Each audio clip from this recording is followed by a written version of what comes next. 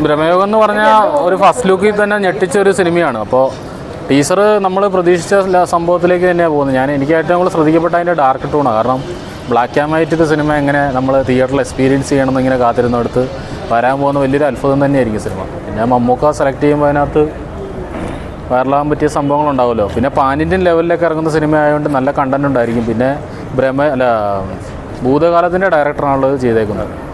അപ്പോൾ ഭൂതകാലം കണ്ടവർ എന്തായാലും ഈ സിനിമയ്ക്ക് ടിക്കറ്റ് എടുക്കുമെന്നുള്ള ഉറപ്പാണ്. ഭൂതകാലം നമ്മൾ OTT-യിൽ, അതായത് വീട്ടിലിരുന്ന് എക്സ്പീരിയൻസ് ചെയ്തൊരു സിനിമയാണ്.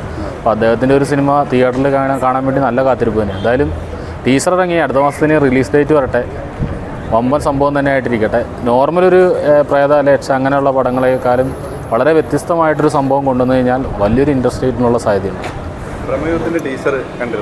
ടീച്ചർ കണ്ടിരുന്നു. നല്ല രസമുണ്ട്. ഒരു വെറൈറ്റി ആയിട്ടുണ്ട്. മറ്റേ ആ പോസ്റ്ററൊക്കെ തന്നെ പോലെയുള്ള ഒരു ബ്ലാക്ക് ആൻഡ് വൈറ്റ് പോലെ തന്നെ രീതിയിൽ ആ ബ്ലാക്ക് ആൻഡ് വൈറ്റ് തന്നെയാണ് അതിൻ്റെ ടീച്ചറും വന്നേക്കുന്നത്. അതൊരു വെറൈറ്റി ഉണ്ട്. എൻ്റെ ഒരു അഭിപ്രായത്തിൽ അവരാ ചലഞ്ച് ഏറ്റെടുത്ത് അത് സിനിമ തിയേറ്ററിൽ ഇറക്കുമ്പോൾ ഒരു ബ്ലാക്ക് ആൻഡ് വൈറ്റ് മോഡൽ ഇറക്കണമെന്നാണ് എൻ്റെ ഒരു അഭിപ്രായം. കാരണം വെച്ച് കഴിഞ്ഞാൽ കളർ രീതിയിൽ വരുന്ന പടങ്ങളൊക്കെ ഒരുപാട് കണ്ടും മടുത്തു. അപ്പോൾ ഒരു വെറൈറ്റി ആട്ടെ, ഇവർ ഈ വെറൈറ്റി എന്നാലും പിടിച്ചു. ആ വെറൈറ്റി ആയിട്ട് തന്നെ ഇറക്കാൻ ഇവിടെ അത് തയ്യാറായി കഴിഞ്ഞാൽ അത് കാണുമ്പം നമുക്കൊരു വെറൈറ്റി തോന്നും. എന്തായാലും നന്നായിട്ടുണ്ട്. പിന്നെ അതിനകത്ത് മറ്റേ അർജുന അശോകൻ്റെ ആയാലും മമ്മൂട്ടിയുടെ ഒരു ഇൻട്രോ ആയാലും എല്ലാം നന്നായിട്ടുണ്ട്.